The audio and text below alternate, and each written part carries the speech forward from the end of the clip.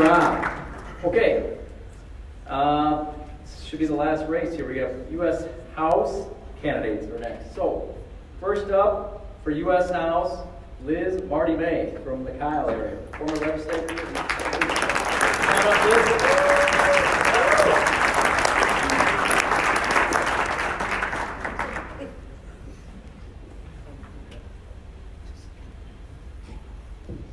Well, thanks everybody. I'm glad to be here back in here. I don't really miss the cold weather, but it's great to be back here and see all my friends from the legislature, and so I'm glad to see everybody. Most everybody here knows me and knows my history and knows where I come from, but for you that don't know me, I want to kind of give you a little background of where I come from. Our home, our ranch, is about 90 miles southeast of Rapid City on the Pine Ridge Indian Reservation. I married my husband back in 1982, and so I've been there close to 40 years. We have a cow-calf operation. I own the only grocery store in Kyle, and we raise American quarter horses. We raise them and show them, and so we're real busy with that. I couldn't help but listen to Representative St. John and her story, and how exciting it is to finally have a Republican in that district. It kind of goes to my races. I was the first Republican elected from District 27. I had a couple legislators sitting across my kitchen table after visiting with me for 6 years, begging me to get involved, that we really needed better representation down there in Pierre. They were talking about Pierre. And so finally, I decided, well, I'll throw my hat in the ring. And it was going to be, it's a 4-to-1 district, Democrats 4, Republicans 1. So I knew it was going to be, tough. No primary. Nobody was dumb enough to jump into that except me, I guess. And so when we got to the general, I've been there 40 years. I understand the system. I have a grocery store. Everybody, knew me. And it was fun to go around to all the different districts on the reservation and listen to people and their concerns. And of course, most of their concerns are coming from the federal level. It's not something that the state level really has a lot of involvement in. And so I would start explaining to them Republican principles and values and what we believe in. And it was surprising how many of them agreed with me. But they have been told for years and years and years that they can't vote for anybody but a Democrat. They don't even know on the ticket. They just go over, mark Democrat, that's it. And so it's up to people like Representative St. John, myself, to get those kind of messages out there. We're comfortable on the reservations. We know the people, but we need the support from the Republican Party. And I know that it's hard to come to the reservations. For me, when I leave the reservation, I'm a little uncomfortable because when you're there all the time, you get used to a certain way. And then when you leave the reservation, then it's a completely different world. I tell people it's like going into another country. The laws are different, everything's different. And so I just had to say that. I really appreciate you sticking your neck out. I know it's not easy. You get a lot of name calling back home. You're a sellout and what have you. So I just really, really appreciate you putting yourself out there. As far as myself, like I said, Avery and I have been married for almost 40 years.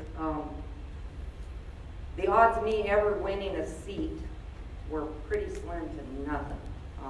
But I did it for 3 terms, got beat this last term, but it's an election. And like I told one of my friends, you just move on. It's not the end of the world. But I do think competition's good. I was a sprinter in high school. I started in 7th and 8th grade, broke every sprinting record Hardin County had. I didn't know how to use blocks. My dad built a pit out behind the barn, and it had horse manure in it, and that's what I jumped in. And learned how, just broke all the records. Like the legislature. Yeah. And so they wanted to give me the opportunity to go on, so they sent me to Spearfish to high school. I didn't go to Buffalo. And Spearfish had the new track, and it was the first one in the state. And so anyway, so I went to Spearfish and broke all the records there. Nobody could beat me. It was like, but I didn't know how to use blocks, and I didn't understand all the ins and outs, So what they had me do in practice is they would make me practice against the boy sprinters. I never got to practice with the girls because they needed me to have competition. So when I was encouraged to jump into this race 8 months ago, I thought back to that. And I thought, competition is good for all of us. It brings the best out in all of us. And I always told my legislative friends, even when we disagreed on policy, it never was personal with me. I absolutely can't. There is nobody that I ever worked with in the legislature that I ever had any ill feelings towards personally. So I just wanted to make that clear that, we all have things to offer. And so anyway, the ranching community in West River and East River, but specifically West River, has really encouraged me to get into this race. And I don't know how many people really understand the difficulties that are happening with our ranching community. Our bankruptcies are up another 20% this year from last year, 20% from the year before. Now, we don't have all the answers. We don't understand, all the different issues. There's a lot of different issues that bring us to that point. But the thing of it is, we have to have a loud voice. And you have to have somebody that has experience. And I've been ranching my whole life. I'm a small business owner. I just feel that I can really bring some good information to the table. And everybody that worked with me in the legislature knows that I have a loud voice, and I'm not afraid to use it. And every once in a while, I'll even pound my fist on a desk. So anyway, I just thank Hughes County Republican Party for allowing us to come and meet everybody and see all my old friends, and wish all you guys luck in the next few weeks in session. And I'm thinking about you as I'm home warm in my house, and I'm walking back and forth to the Capitol. So anyway, thanks again, and good seeing everybody.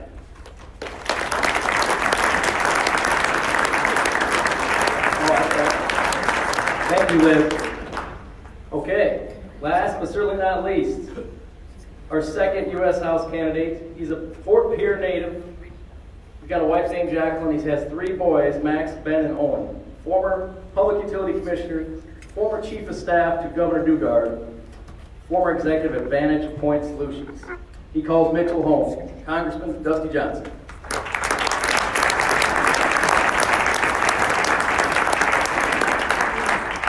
So it's important to have a little humility from time to time, so maybe I'll start with a little story.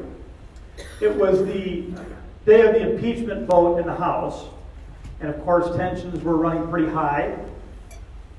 I had seen, not all, but many of my colleagues on the left had used impeachment as a highly partisan exercise, a politically motivated one. And not all members got to speak on the House, but I was able to secure some time. I went down and talked about how we needed to be better than that. And as I walked off the floor, my phone started notifications started to go crazy. And in a moment of maybe a little bit of confidence, I thought, well, people are going to talk about my remarks and about how the wisdom and insight that I offered our country in this time of need.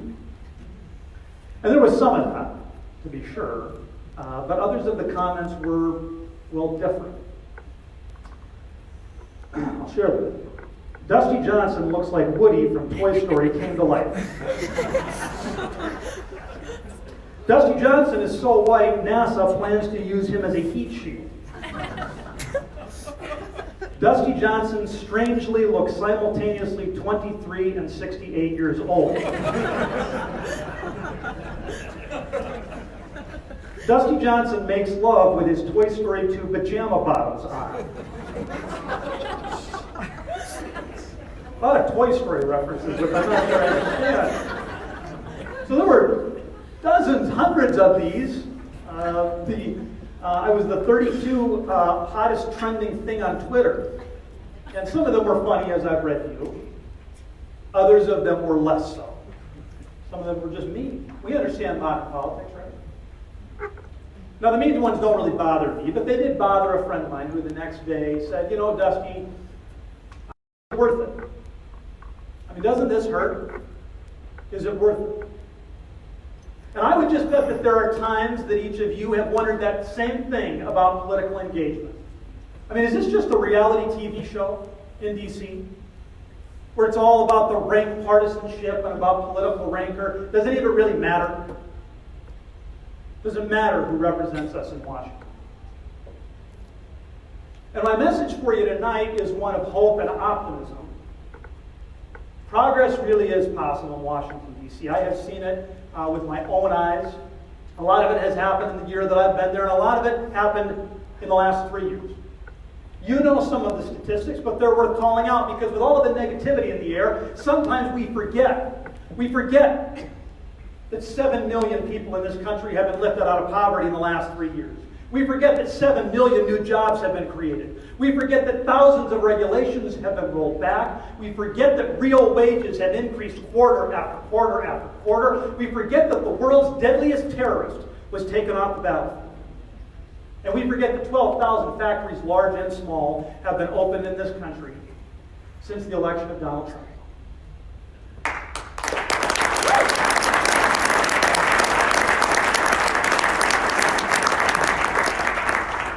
And it has been, I will be honest with you, other than family stuff, this has been the honor of a lifetime to be a part of that. If you would have told me a year ago, if you would have asked me a year ago, I would have told you that a freshman, particularly a freshman in the minority, they would have no impact. They would have no influence. I assumed you had to be around for 5 or 6 years before your voice would matter at all. Ladies and gentlemen, I tell you, I was wrong. And I want to give you just a few examples, the ways in which I was wrong. Last year, I was named the top Republican on the subcommittee that oversees the Farm Bill, that oversees the U.S. Department of Agriculture, that oversees food stamps. Dozens of Republicans would love to have that opportunity to make a difference. In that position, I started consultations with the White House about welfare reform, and last month, we rolled out new rules that made it clear that if you can work, you should work.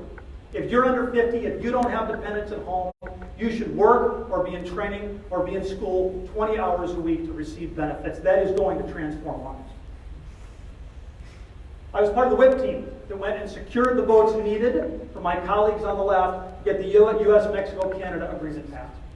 There were votes that I secured to help get that across the finish line. That agreement, according to independent parties, will create 176,000 new American jobs, and it will increase ag exports $2 billion a year. 2 of my bills have become law, including one that changes the way our Department of Defense acquires new weapon systems. I have voted against the Green New Deal, against impeachment, against illegal immigrants being allowed to vote, against overreaching federal regulations, against the erosion of our Second Amendment rights. Fighting for this state, fighting for the Constitution, fighting for liberty, doing those things has gotten me a 96% conservative score.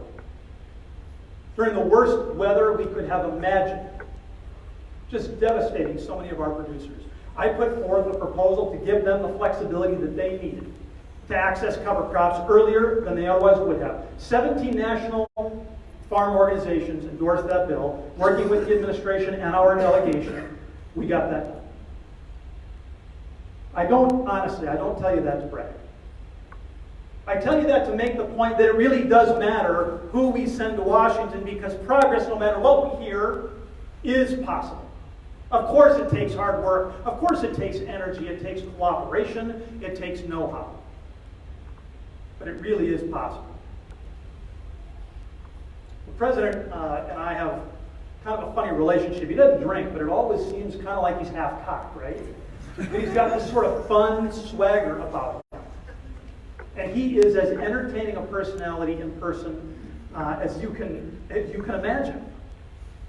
And so he has me over to the White House from time to time. And a few months ago, he had me over and he was giving some of us a tour of the Lincoln bedroom, about a half dozen members of Congress. And it was just incredible. And this is 5 or 6 months ago when the China stuff, the trade disputes were really, really, really hurting a lot of people. So as we were walking upstairs, I was trying to lobby the guy over there. You know, hey, Mr. President, I want to talk to you about, this impact on soybeans and, on this. And he knows what I'm about. I had done that before. He said, yeah, that's, I get it. That's important. But can I, what's really important is that we're getting fireworks back on Mount Rushmore. This is Chris, at work here, right? And I said, well, that is important. $2 off a bushel of soybeans in South Dakota is $500 million out of our state economy. He said, yeah, that is important. So can I ask you a question? What's it going to take to get me on Mount Rushmore? Now, of course, he was joking. He was smiling while he said it. Because we all know that it's not fame that motivates that guy. He had as much fame as a human being can handle before he was elected. What really motivates him, and you can see it when he speaks and you can see it in person, what really motivates him is making America better. Having an opportunity to put more people in touch with that American dream. He asked me to be one of the state co-chairs of his re-election campaign for the state. Of course, I'm proud to do it because so many of the things that motivate him also motivate me. We have an election coming soon, ladies and gentlemen. You all know that. Got one in June and we got one in November. I have opponents announced for both races, as does Mike Rounds, as does Donald Trump. Candidates don't win elections, certainly not on their own. It's a team sport. Every one of us knows that because these are the players who make these things happen. But we talked earlier about how progress is possible with hard work and energy and collaboration and with know-how. And I just want to leave you tonight with the clarion call that that's exactly what it takes to have successful campaigns. Those are the exact same ingredients. And if we are going to keep the White House, if we are going to keep the U.S. Senate, if we are going to take back the U.S. House, it is going to take that kind of hard work. And if we can do that, if we can deliver those victories, we will keep these incredible things happening. We will continue the longest period of economic expansion in human history. We will continue the expansion of the American dream. We will continue to have American values and American interests at the forefront when we are out negotiating. I know that those victories are possible with hard work, energy, cooperation, and know-how. Are you ready to win? Thank you.